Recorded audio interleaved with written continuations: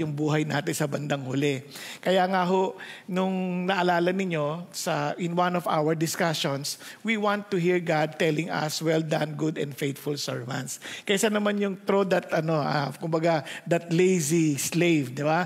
Through the outer darkness where there would be weeping and gnashing of teeth. Pag iniisip ko yung gnashing of teeth, bukod doon sa parang nahihirapan sila, andun yung gnashing of regrets, yung sayang. Alam mo yan? Sayang. Parang kung pwede lang, hindi mo na mababalikan. Di ba? Kaya yung isang bagay na, kaya napaka-importante na when we hear God, when we want, if we desire and we aspire to hear God saying, well done, good and faithful servant, we need first to understand what He wants us to accomplish. Di ba? Ang hirap naman sabihin, well done, tapos di mo naman ginawa yung pinagagawa niya. Di ba? Kaya nga, well done yun kasi it was accomplished the way He wanted it to be accomplished. Kaya importante yon. So, bigyan ko lang kayo isang kwento recently kasi meron pong isang lalaki na, kasi minsan hassle po talaga yung naglagay ng seatbelt. Di ba sa atin, yung seatbelt, meron tayo, required yung seatbelt na rin sa atin ngayon, di ba? Pero siyempre, hindi naman as strict doon sa Amerika or sa New Zealand o sa ibang bansa. Kasi dito, mahirapan tayong implement talaga to kasi sa jeep pa lang, saan ka maglalagay ng seatbelt, alang sa liig, di ba? Ang hirap naman nakalagay sa liig doon para hindi ka maaksidente. So, medyo kakaiba yung although required na rin to sa atin, kaso hindi rin agad basta makikita kasi dark, yung mga tinted talaga yung mga sasakyan natin. Now, kaya lang ito nakakatawa. Meron po isang lalaki, ito po, lagi siyang nahuhuli. Nagbabayad siya lagi ng $100. Kasi huli siya lagi. Kasi naiinis siya na naka-seatbelt. Ang ginawa niya, naggawa na lang siya ng peking seatbelt na nakatatak na lang sa t-shirt. Di ba? Nakatatak na lang sa t-shirt. And habang ginagawa, nakakalusot siya, tuwan-tuwa siya. Maraming pagkakataon, hindi na siya nahuhuli. Kasi peking nga, nakakatinan niya naman, parang talaga naka-seatbelt din, di ba? Pero nakatatak na lang yon sa kanyang damit. Ang problema, isang araw nagkaroon talaga ng head-to-head collision. At doon, talagang nadisgrasya siya at halos vegetable na siya. Ngayon, based on the investigation, they found out na hindi pala nakakabit yung kanyang seatbelt. No. So basically, yung kanyang idea, siyempre ang laking regret noon kasi parang hindi siya sumusunod sa batas, hindi niya naintindihan yung kahalagahan noong pagsuot ng seatbelt. Na hindi ito parang pabigat sa atin. It is for our protection. Di ba? Kahit sa mga anak, minsan, di ba, pag inuutusan natin, parang isip nila, pabigat itong utos ng magulang ko, inire-require ng magulang ko, pabigat ito.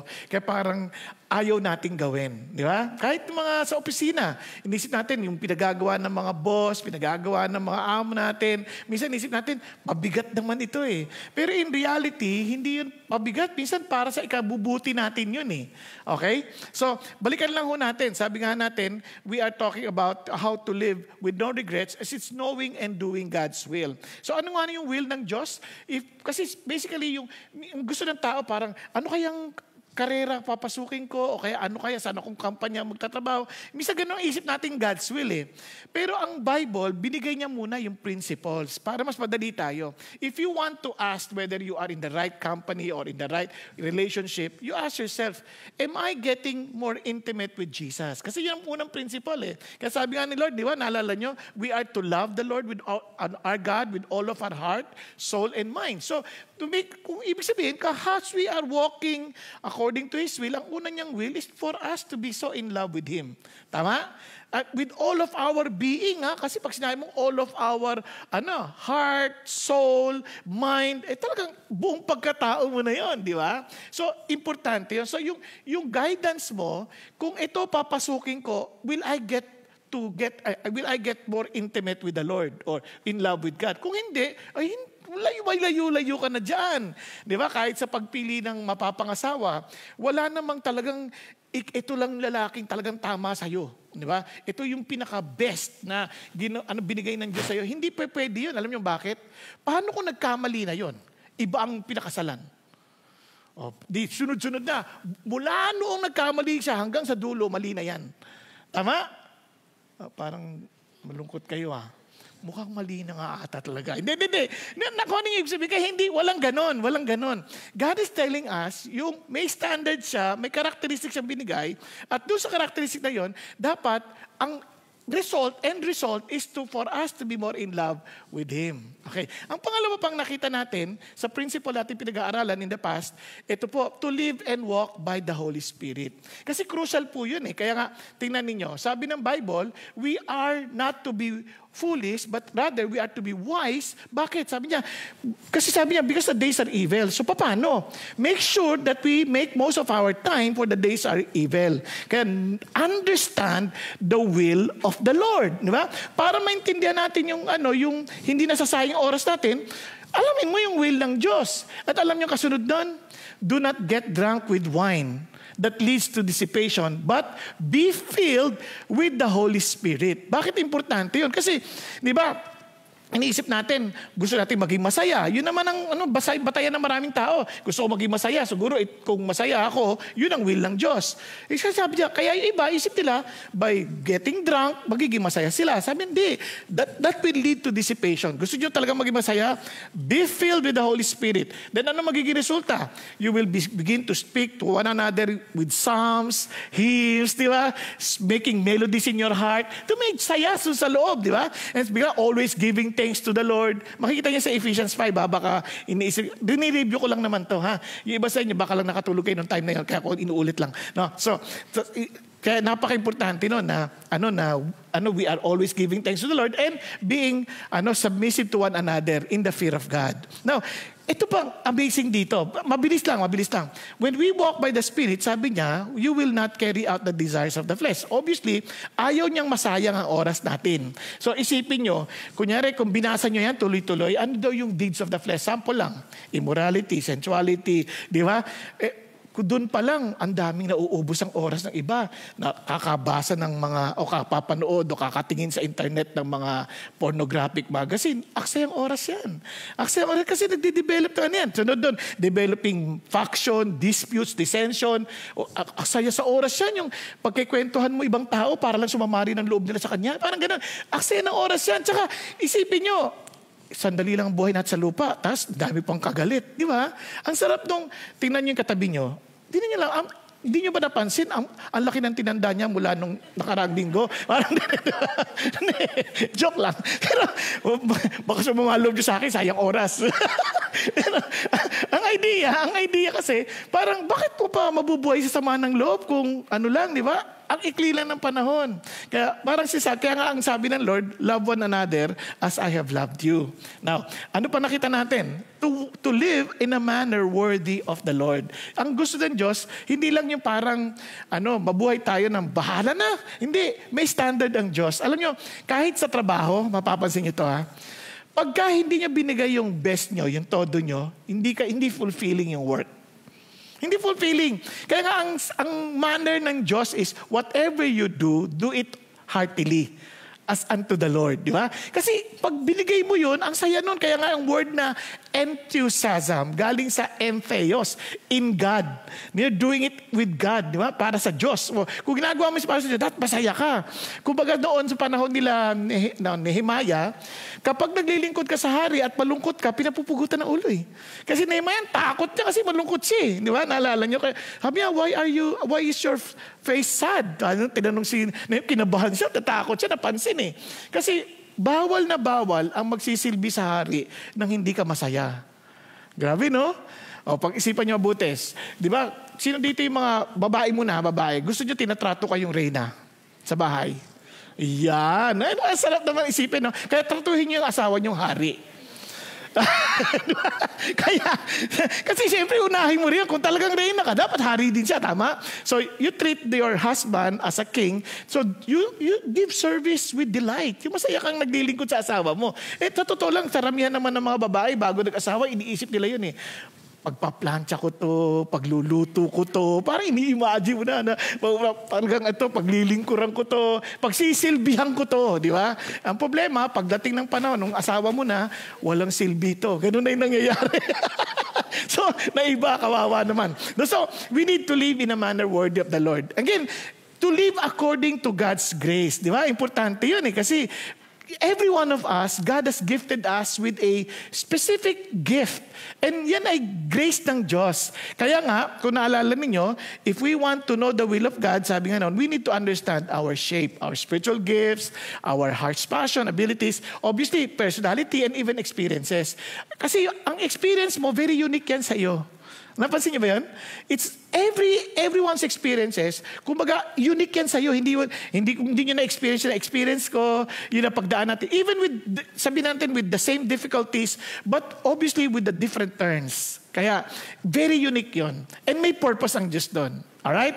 Now, nakita rin natin yung importance ng living in purity. Kasi will ng Diyos yan. Kaya sabi ng Lord, for this is the will of God, for your sanctification, that is that you abstain from sexual immorality. So obviously, anything that will lead to sexual immorality, ayaw ng Diyos yan.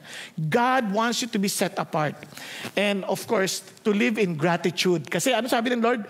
Rejoice always, pray without ceasing, in everything give thanks, for this is God's will for you in Christ Jesus. Di ba? Kaya lagi tayong thankful. Yan. Sabi mo sa katabi mo, thank God sa katabi ko. Yan. Di ba? Sarap na. Pinag-pray mo yan. Kasi ang sarap ata na meron kang kaibigan. Di ba? Nakasama. Now, ito yung ating pag-uusapan ngayon. Ito rin isang kapahayagan ng will ng Diyos. At ang terminology sa Greek ay hupotaso, di ba? Kasi, bakit patanong? Kasi dalawang idea dyan. One, ano yun? Di ba? Yung pangalawa, pag naintindihan mo naman, ano yun? Ano kaya yun? Papasakop ka? Kasi yung idea ng hupotaso is to submit. Ako magsasubmit. So, kaya parehong question mark yun. Either hupotaso dahil hindi natin pa naintindihan, o kung naintindihan naman natin, no way. Parang mayroon kang question mark. Will I do that? Now, tingnan niyo po. Kaya we are to live in submission to our earthly authorities. Lahat tayo may authorities whether we like it or not. Ako, for example, mayroon ako magulang. Authority ko sila. Kaya hindi nila ako nakayanan, kaya umuwi na sila sa Lord. So, uli lang ako. Now, yung iba naman, ang authority nila, kayo, kung mga babae, may authority rin kayo. Asawa niyong lalaki, ganyan. No? May authority, mga bata, katulad ni Mau, ang authority, parents.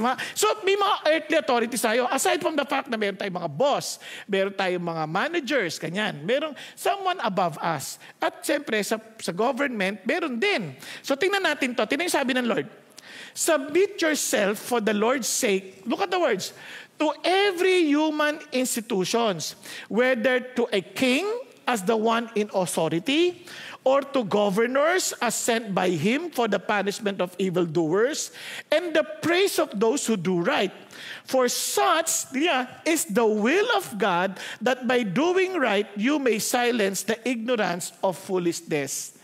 Now, meron pong malaking idea. Sabi niya, Lord, you need to trust God. Kasi every institution or every authorities that we have in life, in-establish yan ng Diyos. If we trust God and we understand that He has great plans for all of us, then we should trust Him also that He will use those authorities to guide us, no, in our path. Minsan, kine-question natin lagi authorities eh. Kasi kung ito yung idea, kung kine-question mo na yung earthly authorities mo, how much more kike-questionin mo yung iyong ultimate authority, si God. Kasi hindi mo nakikita si God eh. Ang nakikita mo yung boss eh. Parang kumbaga, kung hindi mo mamahal yung kapatid mo na nakikita mo, di lalo nang hindi mo mamamahal si God na hindi mo nakikita. Kasi madaling sabihin, I love God. Pero pagdating sa katabi, ayaw. Di ba? Hindi, malaking disconnect. Kaya nga, tingnan nyo, sample lang. When God became human, hindi na matanggap. That is exactly the point. Para ang daling sabihin, I love God, pero nung naging tao na siya, hindi mo na siya matanggap. Kasi hindi tama yan. Parang ganon. So, ganon din. Kaya, if we are not submissive to the authorities given to us, it also shows that we don't trust God. And He is sovereign. He is above our earthly authorities. Nasusundan? Kaya ang sabi ng Lord, you want to understand the will of God? Then understand the authorities that He has given you para mag-guide at matulungan ka. For example, as young as Mau, ito si Mau kasi kakilala ko kaya ginagamit ko ng lagi. Di ba? Now, kunyari sa kanyang kabataan niya, ilan taon ka na nga, Mau?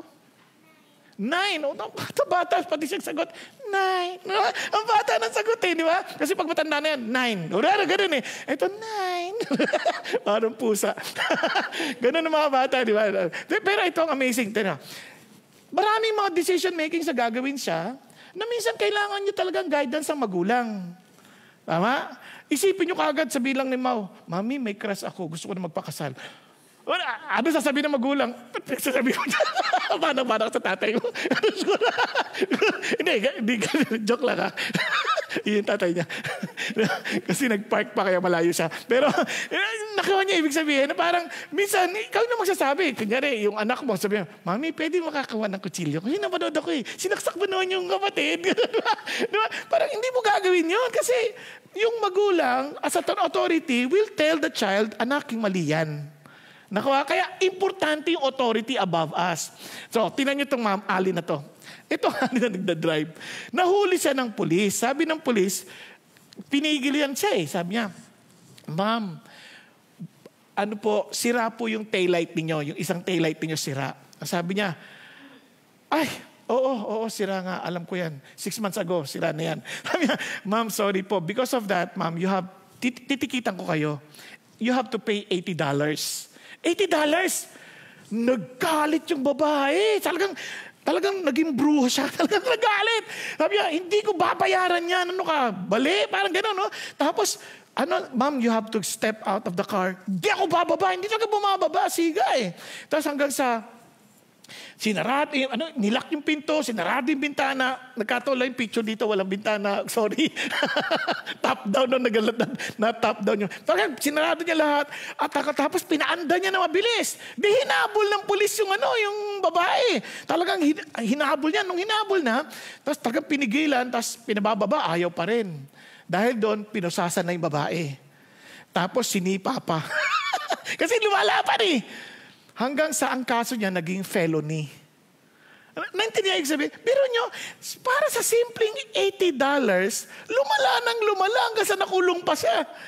Kasi nga, dahil hindi siya willing to submit to authorities. And isipin nyo, sino ba ang madidisgrasya pag walang ilaw? Kanyari, may mga driver tayo, nakakatuwa ang kanilang logic. Pag gabi, patay yung ilaw, di ba? Dahil para makatipid sa gasolina, kaya di baling mabangga sila, basta makatipid lang sila. Nakuha niya, naintindihan niya yung ibig sabihin. Parang hindi naintindihan, makakadisgrasya ka. Madidisgrasya ka sa ginagawa mo. Maaring ikaw nakikita mo, pero hindi ka nakikita ng ibang sasakyan. Di ba? Kaya they don't want to submit to authorities, kaya di niyo napansin ang gulo sa Pilipinas. Alam niyo sa ibang bansa, hindi ko minamalit ang Pilipinas. I just want you to see yung difference. Sa ibang bansa, napansin ko, pintura lang alam na nila eh. Pagka solid line, hindi sila lumilipat basta ng lane. Sa Pilipinas, may bakod eh. Hindi ba yung pansin niyo, may bakod pa, may railings. Kapag kailangan ng bakod? Diba? Kasi nga, hindi natin iniintindi yung pintura. Ang inintindi natin, kailangan pigilan ka talaga. Yung kailangan mabangga ka sa barrier. Diba? Ganon. Parang, bakit? Kaya ang gulo natin, parang yung batas sa atin, suggestion lang. Kung gusto mo mag-stop, stop ka. Pula yan. Diba? Pero kung wala namang makikitang pulis, pwede ka naman diretso. Suggestion lang yan. Ano nangyari? Ang gulo-gulo, kaya doon tinanong nga, kaya tuloy napilitan yung nag-i-interview sa isang tatakbo senador eh. Ano po ang inyong batas na ipapabatas, no? Kasi tatakbo, anong plataforma nyo para mapigilan yung trapiko? Ay, hindi pa ako nananalo eh. Pag nanalo na ako sa kapag-iisipan yan, swerte ito. Dapat hindi binuboto yung mga ganyang klase, di ba? Pero nagulat ako, ang dami pala nilang walang ganun, walang plataforma, no? Parang puro forma lang. Pero hindi, sorry sinabi ko lang to ngayon kasi kailangan sabihin ko talaga eh. Kasi nakakalungkot yung bansa, nakakatawang nakakalungkot eh. Parang yung mga tumatakbo, hindi nyo ba napansin? Now, alam nyo kung bakit importante? We are to submit to these authorities that God will place upon us, and God has given us the privilege to make a choice. Pipili ka ba naman ng authority na hindi mo igagalang? Marang labo naman natin. Obviously, pagkatapos ng election, bagalang pa rin natin sila because of the position that they have. Pero habang meron tayong pribileyo at meron tayong karapatan to choose the leader that we are to submit to, di ba piliin na natin ang tama? Tama? Impluwensya natin maraming tao. Huwag tayong tatay-tahimik. Kasi hindi ba kayo napansin, ang hinahanap ng Pilipino sa eleksyon, mga talentadong Pinoy. Kaya ang mga ginagawa, sayaw, kanta. Diba? Hindi natin kailangan yung mga talentadong Pinoy. Ang kailangan natin, leader. Diba? Natatawa nga ako yung isang leader, kahit hindi mo magsayaw, sasayaw, ganun pa. Parang ako, nakakadiri naman itong mga tinatawag. Parang nakakalungkot.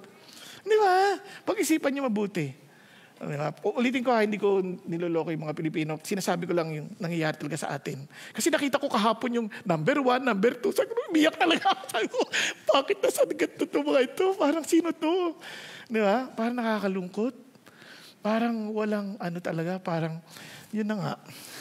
Sabi, kaya, importante itong utos na to, kasi dalawa to eh. Kaya tinan nyo, una sa asawa muna. Unang-una, bakit sa asawa muna? Kasi the basic unit of the society is the family. Tama? Sabi na natin, palpak na yung sa government. Huwag naman sa pamilya. Kasi pag naayos natin sa pamilya, kahit paano, maaaring matagal, pero makakatulong tayo sa pagbabago ng lipunan. Okay ba yun? Alam nyo bang number 1 na nakaka-influensya sa pamilya? Nanay. Kasi sila ang magmo-model ng submission to authority. Kaya tinan nyo ang bigat eh. In the same way, yung word na in the same way, kung babasahin nyo yung previous verses niyan, yung chapter 2, Jesus Christ was submitting to authority while He was being judged unjustly. But He kept quiet because He entrusted Himself to His Father who will judge righteously. Kaya instead of rebelling or threatening them, nagtahimik lang siya. Kasi sabi niya, in the same way, ganun din kayo. You trust your God, then you do your responsibility. Una, wives agad. Wives, be submissive to your own husbands, so that even if any of them are disobedient to the word, they may be won without a word by the behavior of their wives. Amazing, no? Now, isipin nyo, anong pwedeng magawa ng isang lalaking walang takot sa Diyos? Yun sabi ko nun even if they are disobedient to the word, ano mga yung worst possible na pwedeng gawin? Mandaya sa'yo. Diba? Parang, wow, ang hirap naman nun. Dinadaya ka na nga. Kaya nga, ang kasunod nito, ewan ko lang kung nailagay ko. Sorry Sabi niya rito, just as Sarah obeyed Abraham, calling him Lord. Kasi yung in between, kung may Bible kayo, do not let your beauty be merely external. Kasi ganito yan, kung ang lalaki mang dadaya, ang kalaban mo ngayon, maganda. External Di ba? Bata.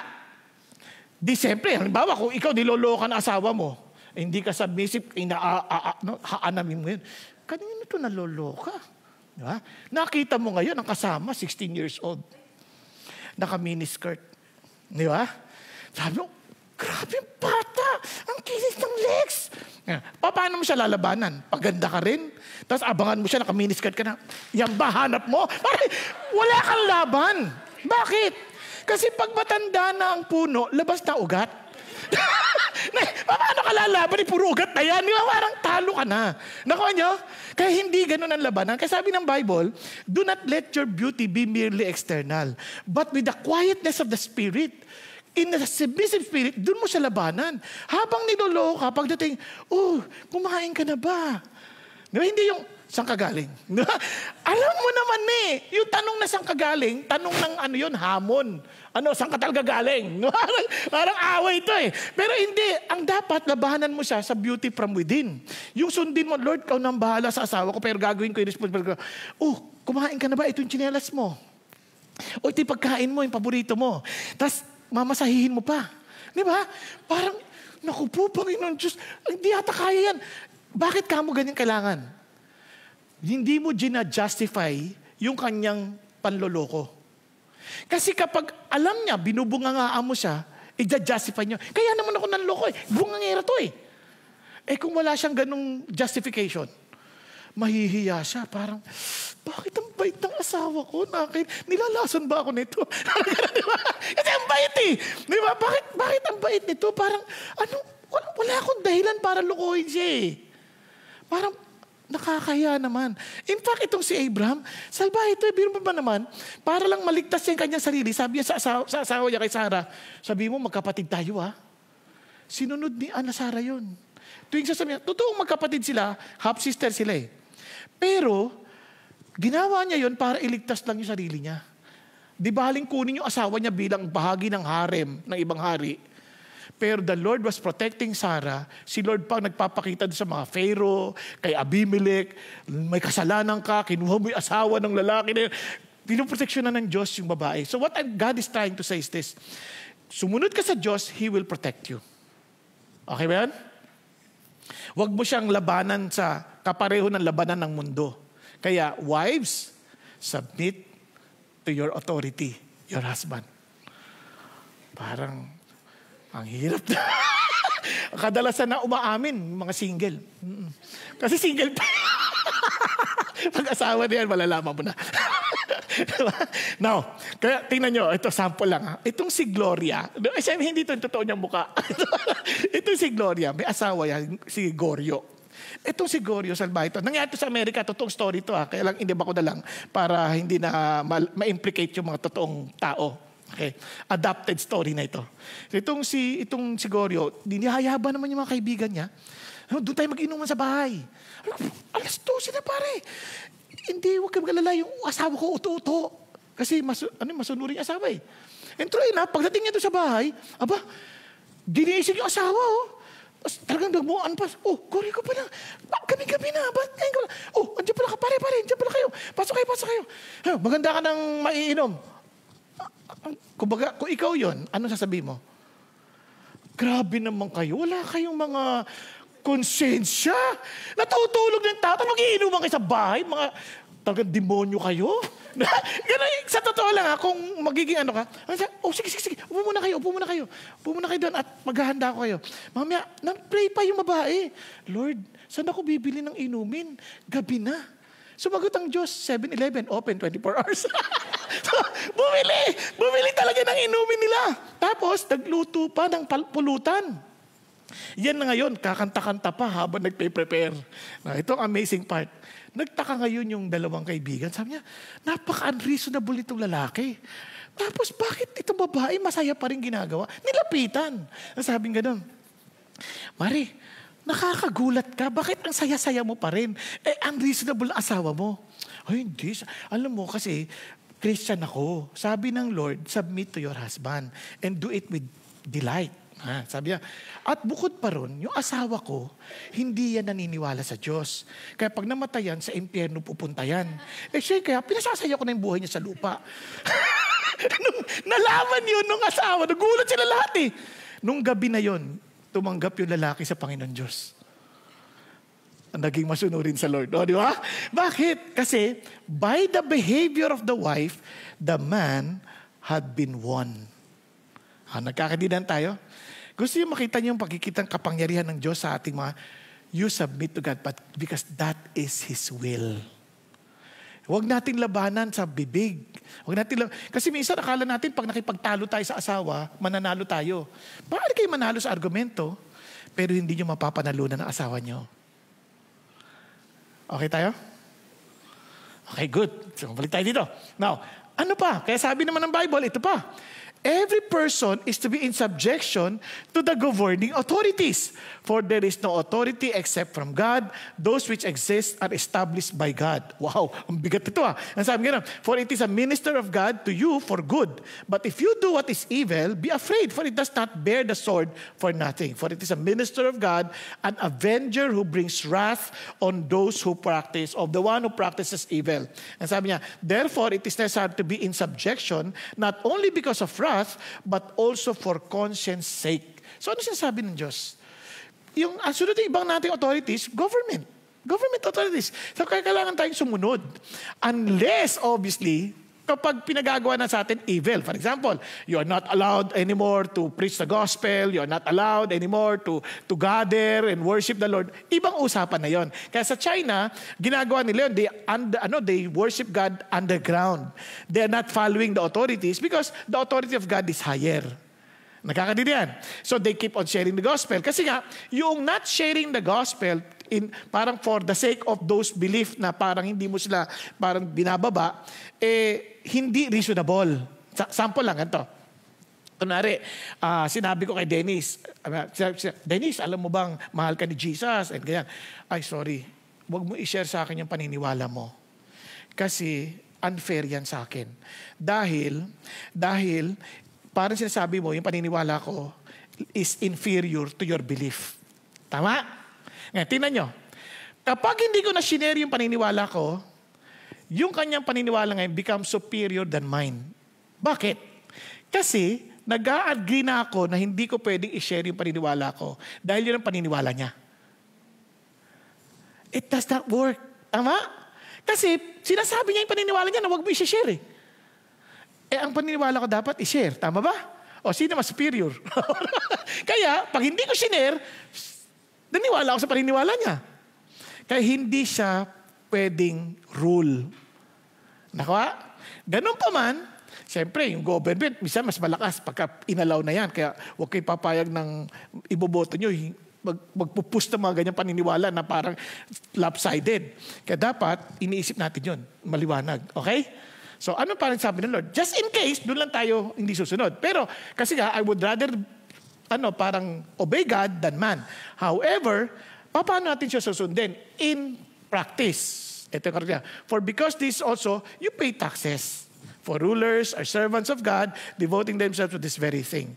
Render to all what is due them, tax to whom tax is due, custom to whom custom, fear to whom fear, honor to him honor. Di ba? Huwag nating dadayain pati gobyerno. Give tax what is due to, to. Kasi minsan, di ba, nakakatawa uy, ikaw na bumili kasi may discount ka eh. Tapos, ang iinom ikaw. Di ba? Nakuha niyo ba? Kaya sabi ng asawa ko, bakit yung bumili ka ng buko juice, pinabibili mo sa anak mong may PWD. Tapos, hati naman kami. Lahat may excuse. Kasi ganun tayo. Hanggat maaari, hanggat makakalusot, lulusutan. And sabi ng Lord, di ba, corrupt ka din? Kaya ayusin mo yan. If you want to bring change to this country, then learn to submit to your authorities, for this is the will of God. Nakuha? Nagkakanindihan? And alam nyo, amazingly, meron kaming kakilala, yung business kasi siya na nagmamanage, no? Tapos sabi niya sa tatay niya, Tay, we need to pay the proper taxes. Hindi tayo kikita niyan, hindi tayo mananalo niyan, wala namang mangyari sa atin. But they did. They followed the Lord. And surprisingly, umangat lalo yung business nila. And lalo pang kumita sila ng maayos. And yet, they're paying the proper taxes. Are you following? Because our God gives us the ability to gain wealth. Hindi naman yung ating paraan. Okay ba yan? Last. Children, obey your parents. Mau, pakinggan mo to. Children, obey your parents in the Lord, for this is right. Honor, hindi lang basta obey. Kasi may iba nag-obey pero dadabog eh. Ako na naman.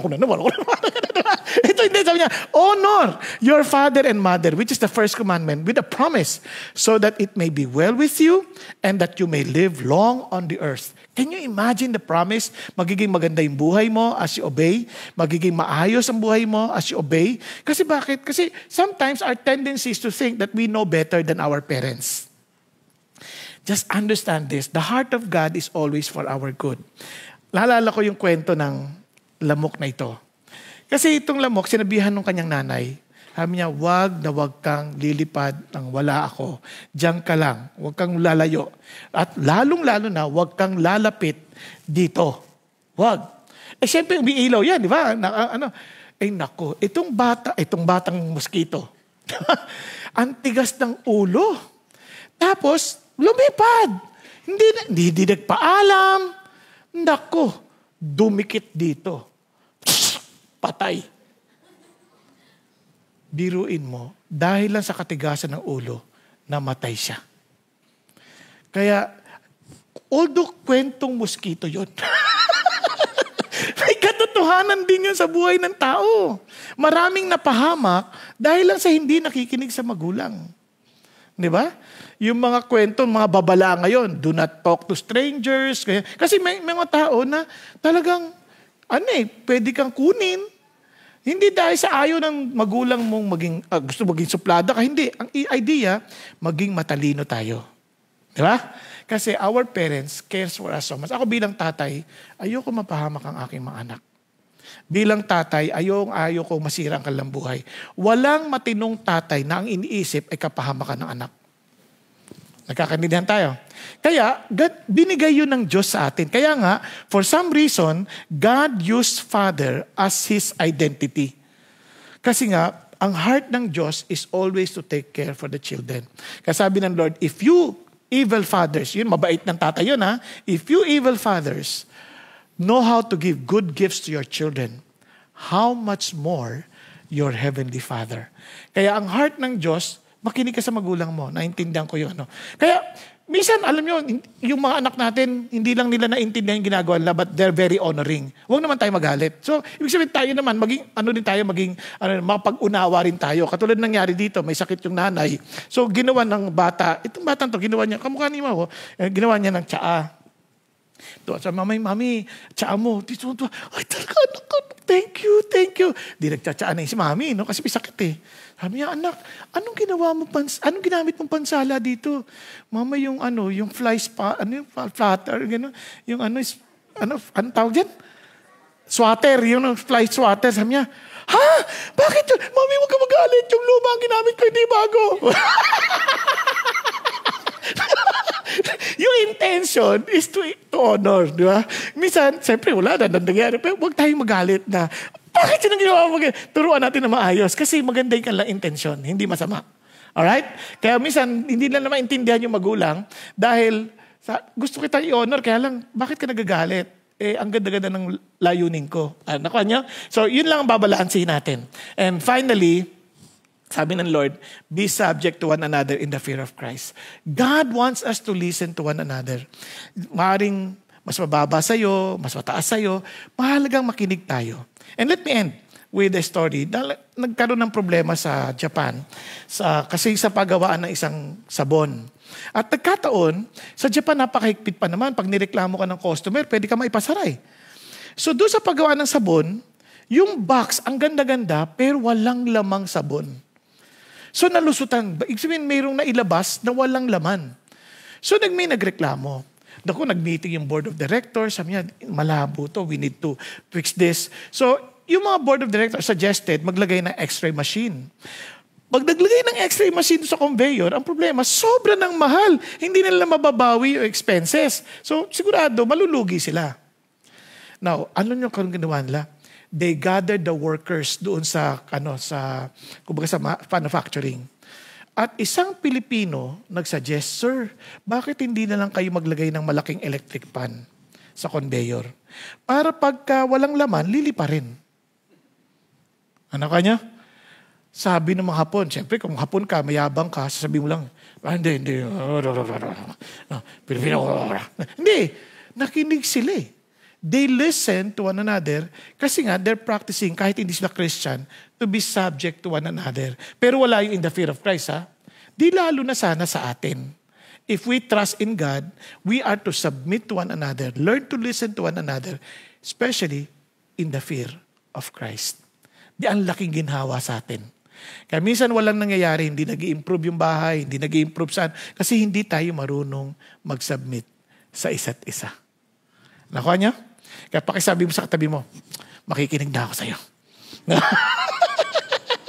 Mag-usap tayo ng maliwanag, ha? Huwag ka agad magalit. Let's listen to one another in the fear of Christ. Tayo po mag-pray. Father God, we thank you again for this afternoon. Thank you, Lord, for reminding us your heart is ready for us. And thank you, God, that you want us to walk, Father God, with boundaries so that we would not be in danger.